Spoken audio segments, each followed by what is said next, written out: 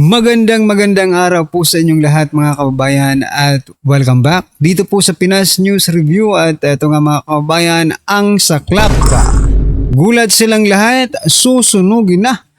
Nako, yan po mga kababayan patungkol po riyan ang ating alamin at bibigyan ng reaksyon sa video ito.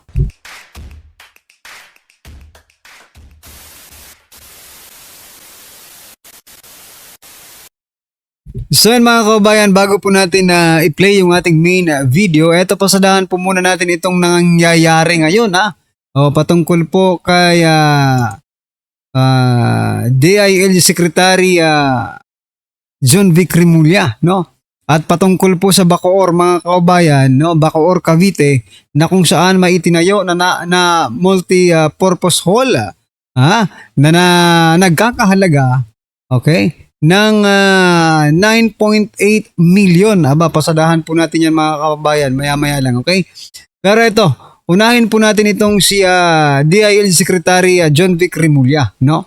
Isa pong vlogger mga kababayan ang nag-react kay Secretary Remulla. Sabi po dito ni Alvin Dave Sarate, or Sarsate, no? Sarzate, yan, okay? Secretary Remulla said na safe ang Pilipinas. Oo nga ilang beses na nating napanood yan. Ilang beses na po nating isinare dito sa ating channel na sinasabi, no? Kinukumpirma ni DILG Secretary John Vic Remulla na safe na po ang Pilipinas, no? Kontra nung panahon po ni former President Duterte. Pero, sabi po nito, pero na fact check, ayun RPG launcher ang gamit para i-ambush. Aray ko si Mayor Ahmad Ampatuan. Ayan mga kababayan. Sa sobrang safe ng Pilipinas. Ganito naka high power, no? High power yung mga ginagamit na mga hinayupak na ito. So, na-fact check agad. Itong si Remulla, no? Akala ko ba Secretary Remulla ganito nakalinis ang Pilipinas, no? Wala na, sabi nila wala na daw droga, no? Wala nang holdapan, wala nang kidnapan. Ano to? Ambushan na lang, ganun. Di ba? Sabi ko na nga ba nagsisinungaling or something na hindi accurate, no? Yung information nitong si DILG Secretary Remulla nung sinabi niya yun no? Saan ba nanggagaling yung mga informasyon na yan na talagang safe na po ang Pilipinas? Although, dapat maging proud tayo kasi sabi po ni DILG Secretary Remulla, diba, na malinis na ang Pilipinas, safe na ang Pilipinas. Kaso, paano ka magiging proud mga kababayan kung iba naman yung sinasabi sa totoong nangyayari, diba? Samantala, ano po ang inyong ano po ang inyong opinion mga kababayan? Just comment down below. At eto, samantala mga kababayan, eto naman pong, teka lang palakihin niya natin to. Para makita nyo kung gaano kalaki. Teka lang. Ayan Yan po mga kababayan yung, eto pong balita. Sabi po dito, 9.8 million multipurpose hall sa Bacoor, Cavite. Umani ng batikos. Bakit kaya mga kababayan? Tingnan nyo naman. Tingnan nyo naman yung mas malala pa yata ito dun sa kay kaya Chua yung sa bangketa lang Ito, 9.8 million worth multipurpose hall.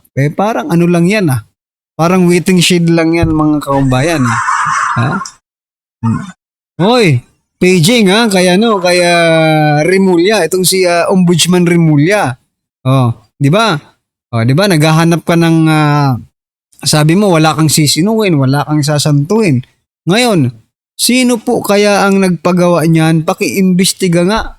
Sinong politiko ang nagpagawa nitong multipurpose hall na 9.8 million worth of multipurpose hall mga kababayan.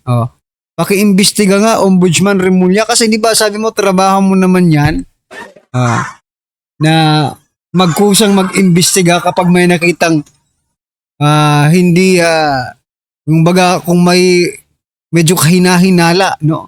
Iimbestigahan nyo. Eto, hindi ba kayo naghihinala dyan? 9.8 million, ganyan lang kalaki or kaliit. Nako, paki-imbestiga po, Secretary Boying Rimulya. No? Ayan mga kababayan. No? Tapos eto, nako, isa pong, eto, i-share na lang din natin kasi nandito naman tayo. No? Isa pong flip top, nagpi-flip top, no? Si AJ Power, ayan na. Aba, na real talk ang Malacanang or ang gobyernong ito mga kababayan. Eto, pasadahan po natin itong video ito mga kababayan, no? Eto, pakinggan nyo po. Ewan ko kung you agree or you disagree mga kababayan. Eto, pakinggan po natin to. Malakas ba yung hakbang yung natututulan lang naman? Alam nyo, makakamit lang yung pagbabago sa madugo na paraan. Kaya kung gusto nyo ng ganyan, humanda ang hukbong sandahan, aktivista at buong mamamayan para sabay-sabay natin na sunugin yung loob ng Malacanang. Aray ko po, parang nag-uudyok siya, no? Pero this is just only, katuwaan lang. For entertainment purposes only yung ginagawa niya dyan. Pero, sapul na sapul po ang gobyerno. Flip top, no? Dyan po ay freestyle, no? Na pagrarap mga kababayan. So, ano sabi niya kanina? Ulitin niya natin yung banda rito. Kaya kung gusto nyo ng ganyan, humanda ang hukbong sandatahan, aktivista at buong mamamayan para sabay-sabay natin na sunugin yung loob ng Malacanang. Susunugin ang loob ng Malacanang. Alright. So, sa kanya pong naging mga pagbitaw ng mga salitang ito, mga kababayan, no?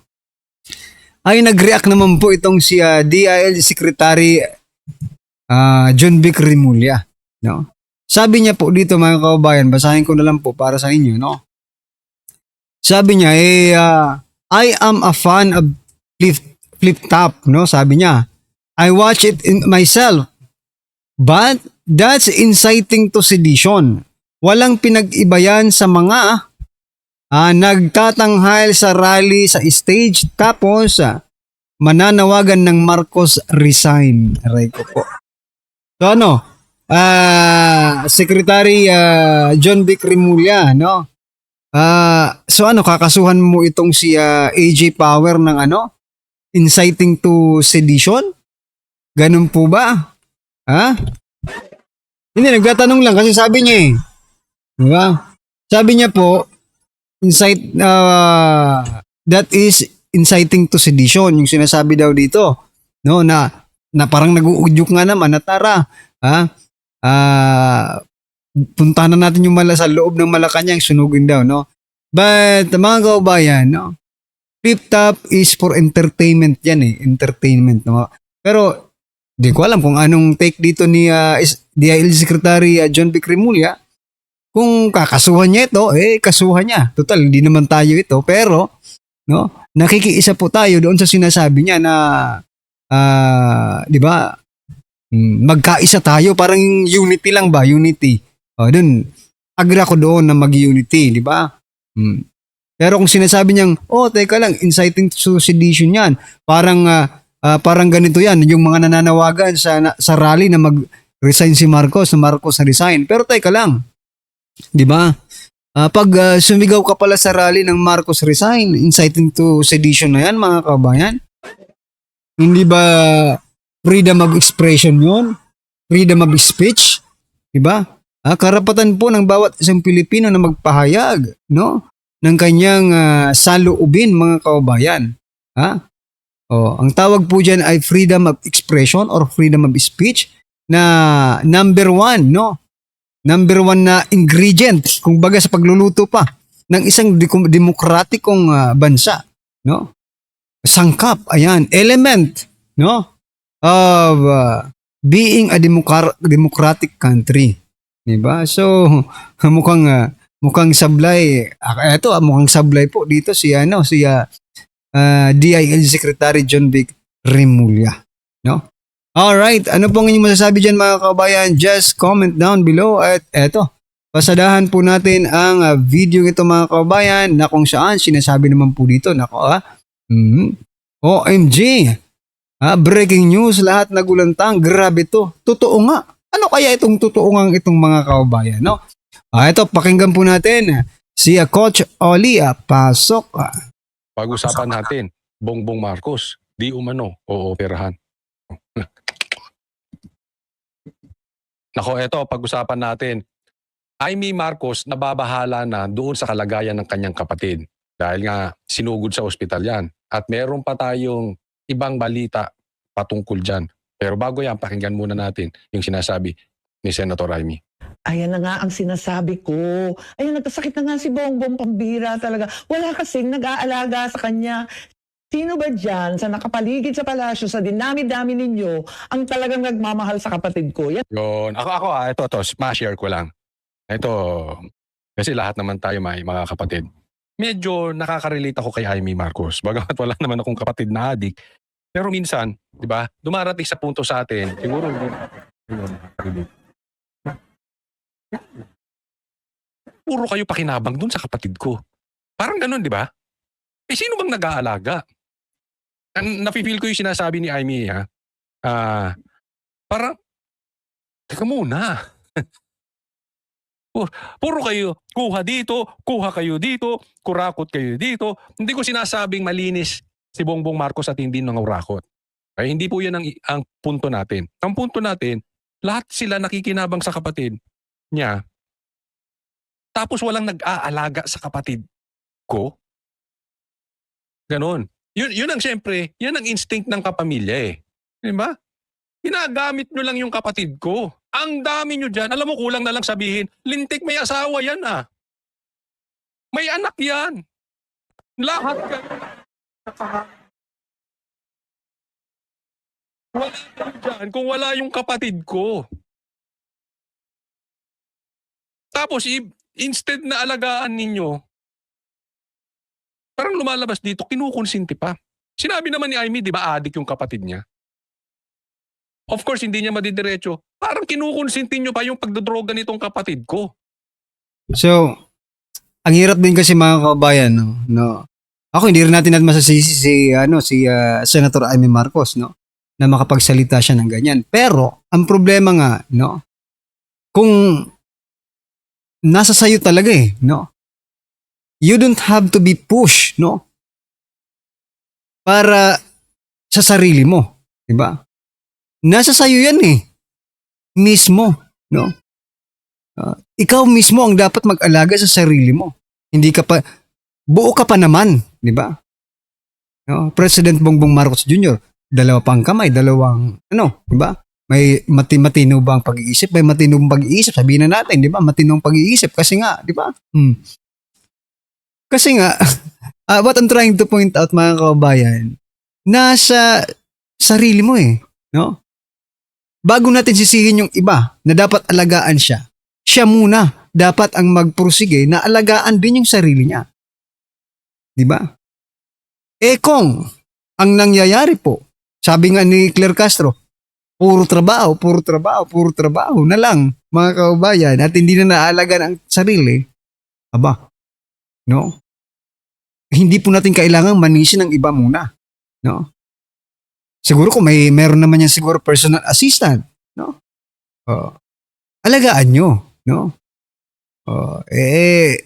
Personal assistant are very attentive, no? Mga ano yan sila, mga concern yan sa inaalagaan nila. Kung meron man personal assistant or nag-aalaga dito, personal nurse, something doctors, mga kababayan, itong si President Bongbong Marcos Jr. But the problem is, kung ang mismong may-ari ng sariling katawan niya ay ayaw, di ba? Ito ang gusto ng mga doktor, pero ito naman ang ginagawa. Di ba? That's what I'm trying to point out, mga kababayan. Bago tayo manisin ng iba, yung sarili muna. Si President Bongbong Marcos muna ang tanungin natin kung inaalagaan niya ba rin ang sarili niya. Di ba?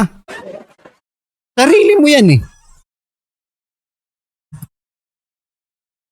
Yan lang ang tanong ko, no? Ang health niya, ang bibigay. Talaga naman. Kanya-kanyang agenda kayo dyan. Wala naman umaasikaso sa kanya. Kayo. Yun, ulitin natin. Yun na. Yung katawan niya ang bibigay eh. Walang umaasikaso sa inyo. Di ba? Yun yung sinasabi na, ma-overdose yan, tanga. Hindi, ako ini-interpret ko lang. Ibig sabihin,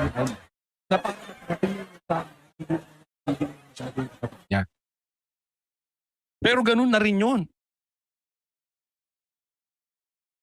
Yung katawan niya ang bibigay. Yung katawan niya ang ma-overdose dyan. Puro kayo agenda. Hindi ko nga alam kung naiisip din ni Amy, pero hindi posibleng maiisip ni Amy to. Mukhang binibigay nyo lang yung konsente ng droga eh. Mukhang, instead na pinipigilan nyo.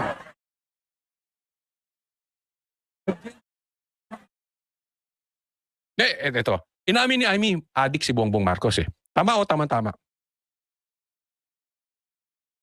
Anong iisipin mo? Bilang kapatid. Lintikasan ng asawa niyan. Bakit hindi nyo pigilan mag-adik-adik yan? Ano kayong mga anak, inutil? Ba't pinapayagan nyo yung tatay nyong ganyan? So yun mga kababayan, no? Babalik na naman tayo. Well anyway, ano po ang inyong reaksyon patungkol po sa video ito mga kababayan? No? Just comment down below. Ayan, maraming salamat po. Please don't forget to like the video. Maraming salamat po.